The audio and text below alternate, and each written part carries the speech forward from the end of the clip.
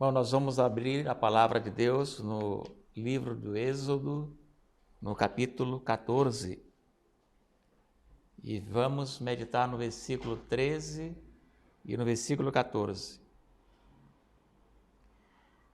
E disse Moisés ao povo: Não temais, aquietai-vos e vede a salvação do Senhor, que ele hoje vos fará, porque aos egípcios que hoje vistes, nunca mais tornareis a ver. O Senhor lutará por vós e tereis vossa paz.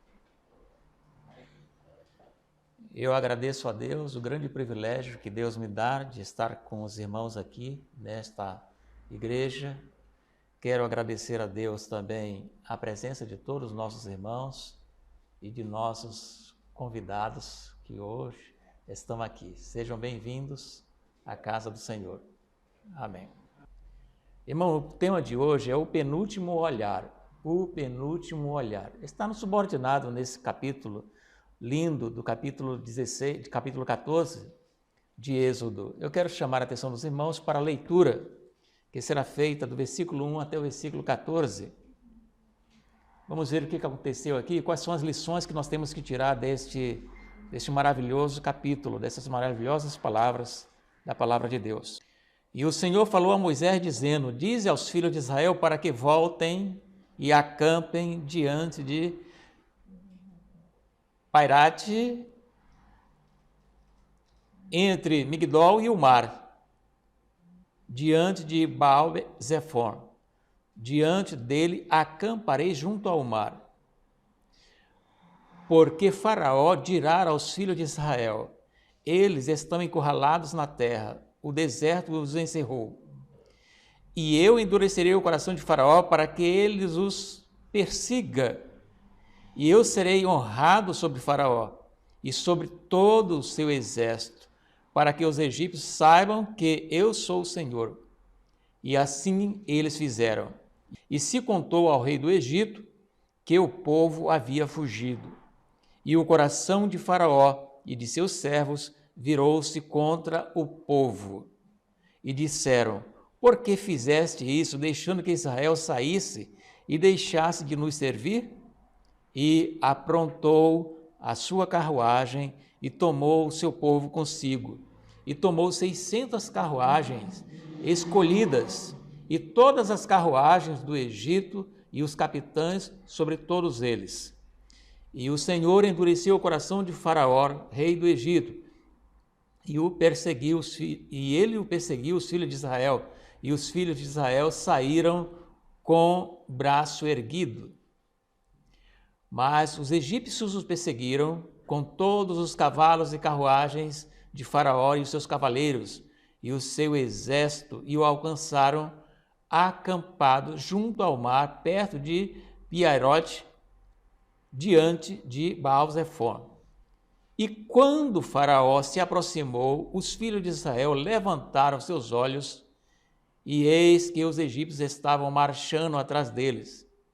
E eles ficaram com medo, e os filhos de Israel clamaram ao Senhor e disseram: Não havia sepulcros no Egito que nos levasse embora para morrer no deserto? Porque agiste assim conosco para nos tirar do Egito. Não é esta a palavra de que falamos no Egito, dizendo: Deixa-nos para que sirvamos aos egípcios? Pois melhor nos seria servir aos egípcios do que morrermos no deserto. E Moisés disse ao povo: Não temais, aquietai-vos e vede a salvação do Senhor, que ele hoje vos fará, porque aos egípcios que hoje vistes, nunca mais tornareis a ver. O Senhor lutará por vós e tereis vossa paz. Amém. Irmãos, esses versos, eles têm grandes lições, grandes ensinamentos para nós. Gostaria de chamar a atenção de nossos irmãos para o que esses versos querem dizer na realidade. A Bíblia nos ensina que devemos andar pela fé e não pelo que vemos. Essa é a primeira lição que devemos tirar desses versos. Isso significa que o nosso andar não pode ser determinado pelas circunstâncias. Há várias citações bíblicas reforçando esta verdade. Quem anda pela fé não presta atenção em tudo o que acontece ao seu redor. Não é o andar cego, mas o andar dirigido pela confiança. Aquele que confia verdadeiramente na direção de Deus não se perturba, não se incomoda. Mesmo que um exército rodeie sua vida, você pode ter certeza de que a vitória é iminente. Irmãos, é muito interessante, eu gosto muito da experiência de Eliseu, quando Senaqueribe rodeou a cidade para prendê-lo. O jovem estava atormentado, o jovem não confiava em Deus. Que faremos? Faça alguma coisa, disse o jovem. Eliseu disse apenas que o Senhor abrisse os olhos do jovem, calmamente. E o Senhor abriu os olhos do jovem, o jovem viu o exército de anjos que estava ao redor e disse que aquele exército era bem maior do que os exércitos de Senaqueribe. Irmão, nós vamos aqui iniciar uma caminhada lembrando um pouco da jornada de Israel do Egito. Por exemplo, quando ele saiu do Egito. Depois de 400 anos de escravidão, o povo começou a experimentar outra qualidade de vida. Porém, 400 anos não podem ser apagados de uma hora para outra. Há situações que marcam e deixam cicatrizes profundas em nossas almas. É difícil esquecer certos momentos de dor, de angústia e de vazio. Infelizmente, muitas vezes esses momentos prevalecem em nossas decisões. Ficamos com medo de avançar, de iniciar algo novo. Era isso que pairava no coração dos israelitas quando saíram do Egito. O capítulo que lemos começa com uma orientação um tanto estranha para o povo. Diga aos israelitas que mudem o rumo e acampem perto de Piairote, entre Migdol e o mar, e acampem à beira do mar. No versículo 2 está escrito essas palavras. Eles estavam sendo tirados do Egito para viver numa terra agradável. De repente, recebem uma ordem para voltar. Para quem estava sendo tirado da escravidão, a instrução de retroceder não soava bem aos ouvidos dos israelitas. Por quê?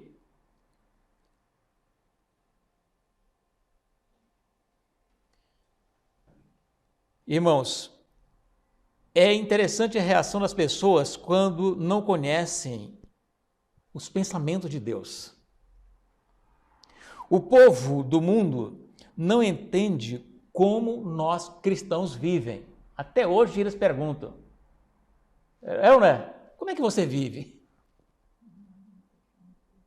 Os cristãos, as pessoas do mundo não entendem como é o modo de viver do cristão. Qualquer mudança ou alteração no padrão de vida é entendida como derrota ou fracasso. No versículo 3 diz que o faraó pensará que os israelitas estão vagando confusos, cercados pelo deserto. Isso tinha alguma lição para o próprio povo que Deus queria dar e também para o próprio faraó. Certamente, Faraó estava preocupado por ter deixado o povo sair e, diante de tantos mortos na última praga, ele não teve outra alternativa a não ser liberar o povo. Entretanto, passado o impacto da praga, ele recebe a notícia de que o povo estava retrocedendo. A primeira coisa que ele pensou foi: eles não sabem para onde ir e devem estar desorientados e perdidos. Está na hora de atacar e trazermos de volta. Esse foi o pensamento do grande faraó. Muitas vezes nós somos obrigados a retroceder e refazer os nossos planos. Nesta hora, os faraós deste mundo querem aproveitar para nos levar de volta para o Egito. Nós precisamos entender muito bem essas palavras. Muitas vezes ouvimos pessoas dizerem: é melhor você aceitar o que o seu chefe está pedindo, senão você vai se dar mal. É ou não é? Quantos já ouviram? Quantas vezes nós já ouvimos essas palavras? Você já viu que sua decisão não lhe ajudou em nada. O Egito pode ser ruim, mas lá você tinha o seu lugar garantido, né? Quando nós aceitamos a Jesus, que temos que tomar decisões, né, de sair de determinados meios, até mesmo sair de determinados empregos. As pessoas dizem, olha, aqui você tem o seu emprego, aqui você tem o seu salário, aqui você tem o seu conforto, você está saindo agora para ir ser crente desta igreja, você não sabe o que vai acontecer, e assim o Egito começa a fazer o seu trabalho. O mundo e até mesmo as pessoas próximas de nós tentam nos levar de volta à vida velha. Infelizmente, muitos se deixam convencer pelos argumentos dos faraós modernos. Observe só, irmãos, o povo de Israel estava sem lutar há 400 anos. O povo de Israel não sabia o que era uma arma, não sabia o que era uma espada. Eles eram escravos, eles apenas trabalhavam para sustentar o luxo do Egito. Não sabiam guerrear.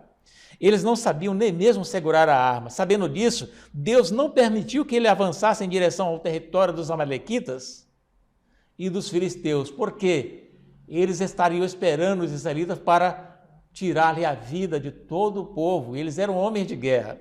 E Deus, em sua infinita sabedoria, disse, eles não podem ir para agora, eles não podem avançar.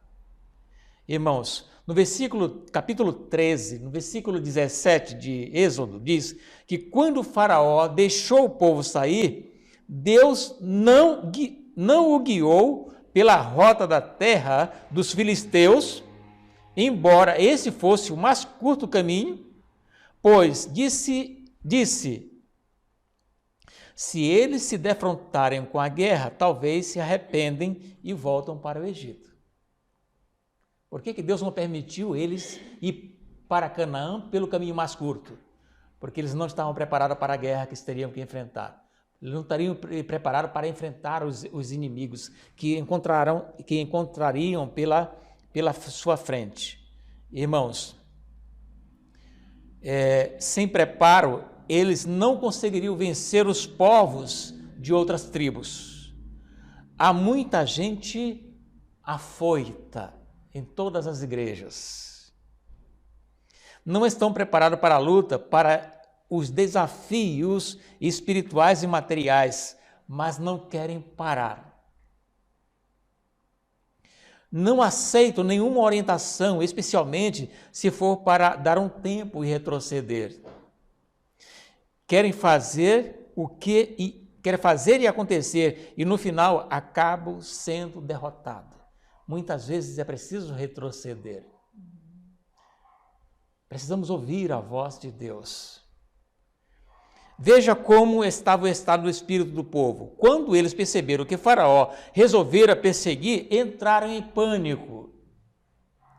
Os egípcios, com todos os seus cavalos e seus carros de guerra, os cavaleiros e a infantaria, saíram em perseguição aos israelitas e os alcançaram quando estavam acampados à beira-mar. Está lá no livro de Êxodo, capítulo 14, verso 9. Sem armas e despreparados para a batalha, o povo estava à mercê da fúria de Satanás, da fúria de Faraó. E o que se faz numa situação como esta? Como reagir diante de uma ameaça tão perigosa? A primeira reação do povo foi olhar para os exércitos de Faraó. E ao aproximar-se Faraó, os israelitas olharam e avistaram os egípcios, que marchavam em direção deles, e aterrorizados, clamaram ao Senhor. Êxodo capítulo 14, verso 10. Afirmei no início desta mensagem que a linguagem de olhar tem um poder tremendo para mudar o rumo das histórias de nossas vidas. O nosso olhar tem muito a ver, irmãos.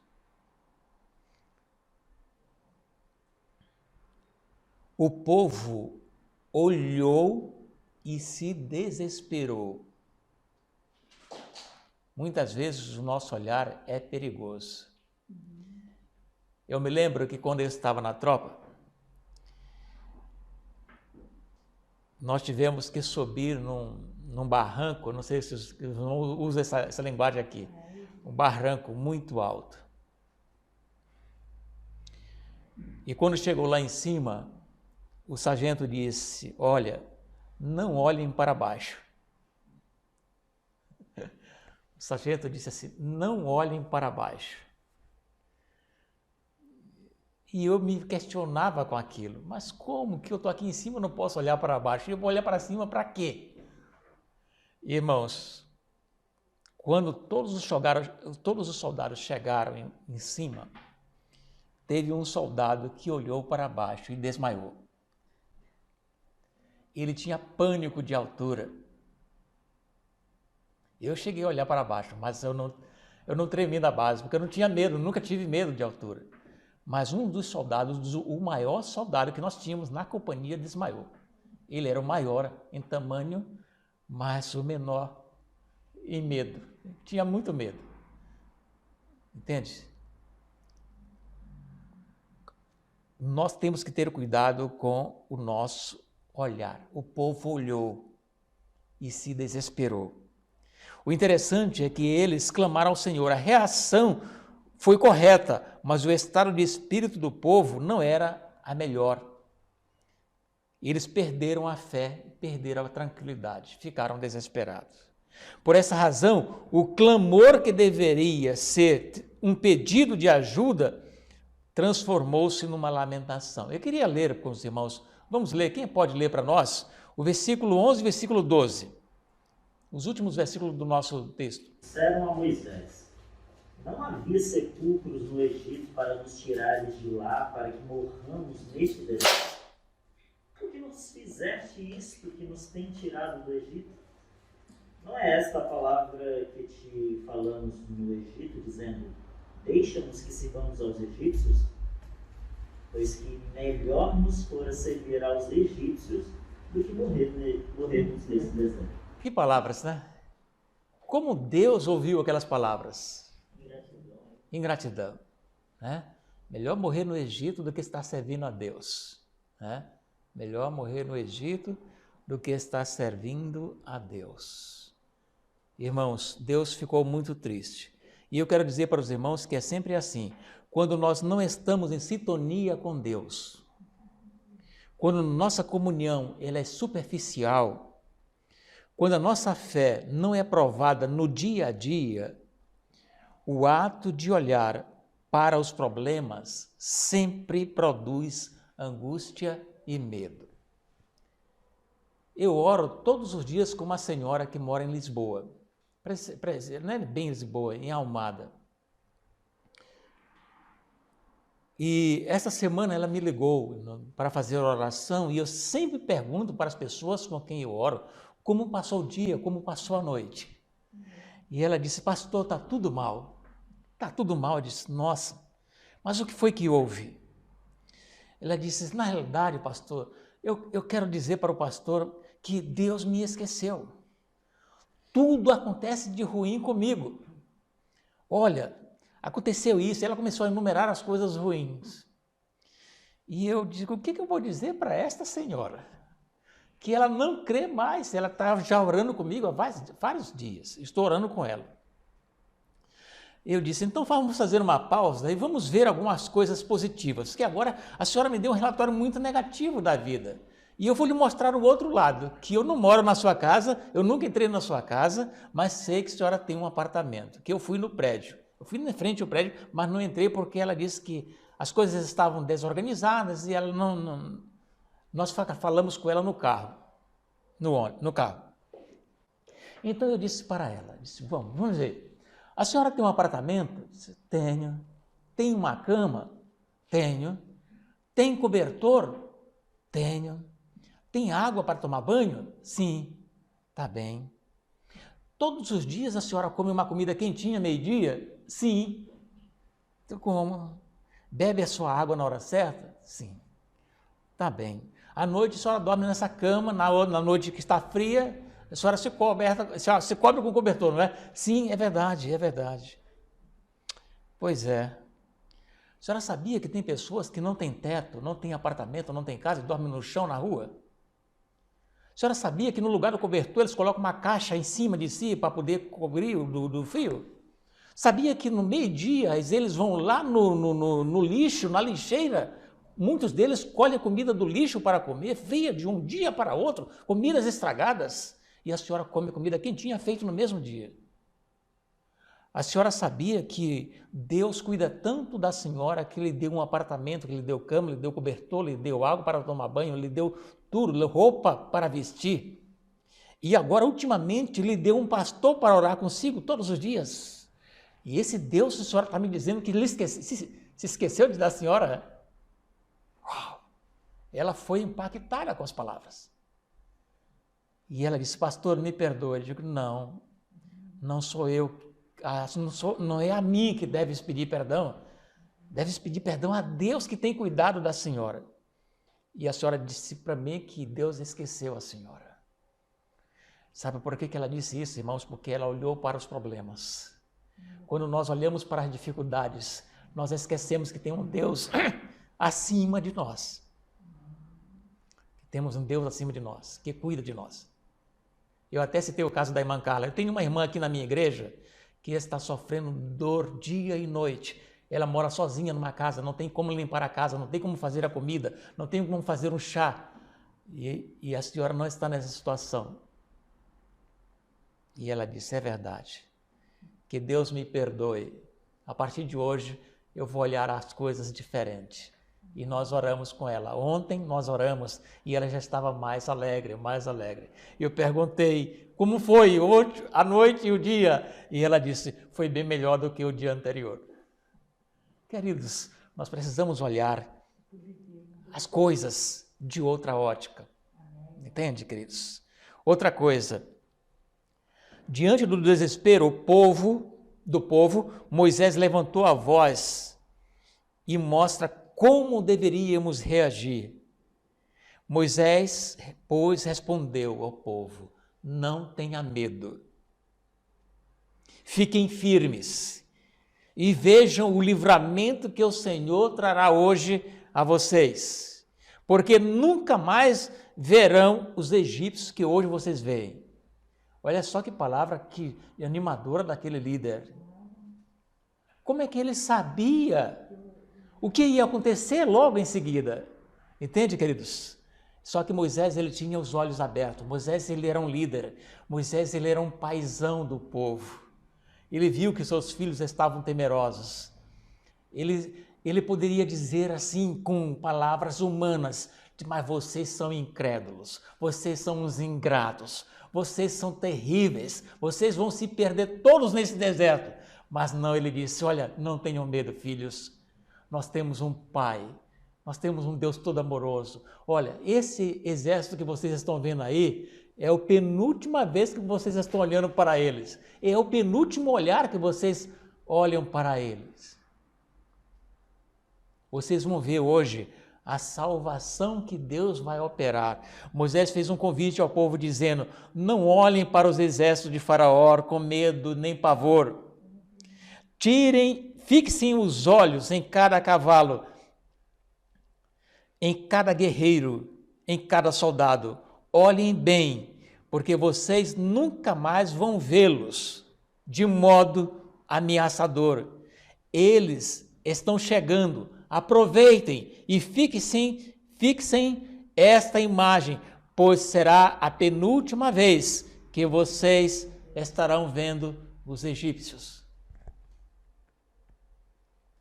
Moisés estava dizendo ao povo, tudo que o Egito representou para vocês como privações e açoites, a falta de conforto, as prisões, a escravidão, tudo isso vai desaparecer diante dos vossos olhos. É preciso aprender a olhar tudo o que nos ameaça com um olhar de dependência de Deus. Irmão, daqui para frente, a igreja terá que andar exclusivamente pela fé. Se nós não aprendermos a andar pela fé, nós vamos sucumbir. Entende, queridos? Nós precisamos andar de cabeça erguida pela fé. Tá certo? Pela fé. Irmãos, vocês sabem o que faz nós andarmos em linha? O que faz um homem andar de bicicleta? Os irmãos já prestaram atenção que quem anda de bicicleta não olha para o pneu da bicicleta? Se ele olhar para o pneu da bicicleta, ele vai cair. Os irmãos estão entendendo? Ele tem que olhar sempre em frente. Tá certo? E se ele olhar para trás também, cai. Os irmãos entendem? Olha só, como é que nós olhamos para trás quando estamos num carro? Como? Pelo retrovisor. Mas nós damos aquela olhada, mas nós não ficamos só com o olhar no retrovisor também. Damos aquela olhada só para ver o que está acontecendo lá atrás, mas a nossa visão está sempre em frente. Está bem claro? Sempre em frente. Se nós olharmos só para o retrovisor, vamos bater o carro, a causar acidente. Não podemos ficar olhando para trás o tempo todo. Eu quero dizer para os irmãos o seguinte: é preciso nós aprendermos a olhar o que nos ameaça com um olhar de dependência de Deus. As coisas estão nos ameaçando, mas nós dependemos da proteção divina, do amor de Deus. Nós precisamos de Deus em nossa vida. Não seja um crente tímido, fraco e apavorado diante de qualquer ameaça. Não seja esse tipo de crente. Deus não chamou você para ser derrotado, pisoteado ou envergonhado pelos problemas que surgem a cada passo. Irmãos, os problemas existem. Nós podemos contemplá-lo, porém, devemos olhar para eles como uma despedida. Diga a você mesmo: é a penúltima vez que vejo esses problemas que têm me afrontado. Daqui para frente nós seremos perseguidos, queridos. Ainda não fomos perseguidos. A lição da escola sabatina vem dizendo que a igreja foi perseguida. A lição da escola sabatina vem dizendo que Herodes mandou matar Tiago para intimidar a igreja. Depois pegaram o pastor que era o melhor pregador da igreja. A lição está dizendo que eles queriam Pedro fora da igreja porque os sermões de Pedro ganhavam muitas almas. Ele era poderoso pregador. Não diz isso a lição? Porque ele era muito pregador e ganhador de almas. Você sabe, irmãos, quem serão as pessoas mais perseguidas? Os pastores. Porque a Bíblia diz que morrendo o pastor, as ovelhas ficam como? Desamparadas. Então, cada membro da igreja não deve estar seguro na fé do pastor, mas seguros em Deus, porque cada irmão serão perseguidos, mas se confiarem em Deus, os problemas não os vencerão. Lembrem-se sempre das palavras de Moisés: não tenham medo, hoje vocês vão ver a salvação. Quando a igreja estava em oração, que ouviu Pedro bater na porta, a igreja não acreditou que era Pedro. Tá certo? Estavam orando, mas não acreditavam no milagre que estavam pedindo. Certo? O anjo entrou na cadeia, tirou Pedro, passou pela primeira, segunda, terceira porta, e nenhum soldado atrapalhou, porque o ser humano não pode atrapalhar a Deus.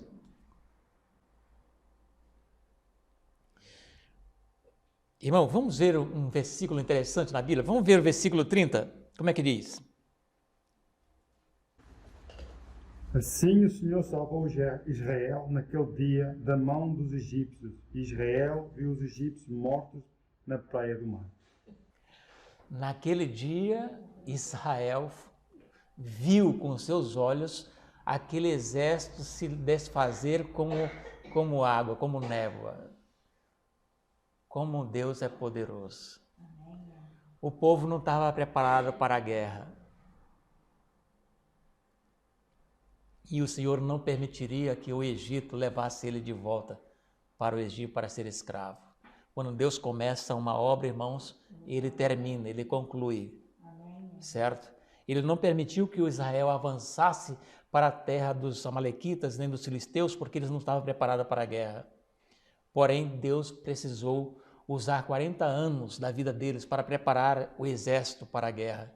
E os irmãos sabem a história, que eles venciam praticamente todas as batalhas quando eles estavam fazendo a vontade de Deus. Irmãos, o que Deus está fazendo hoje com a sua igreja é preparando para a guerra. É por isso que nós estamos aqui detidos ainda, parece que não avançamos.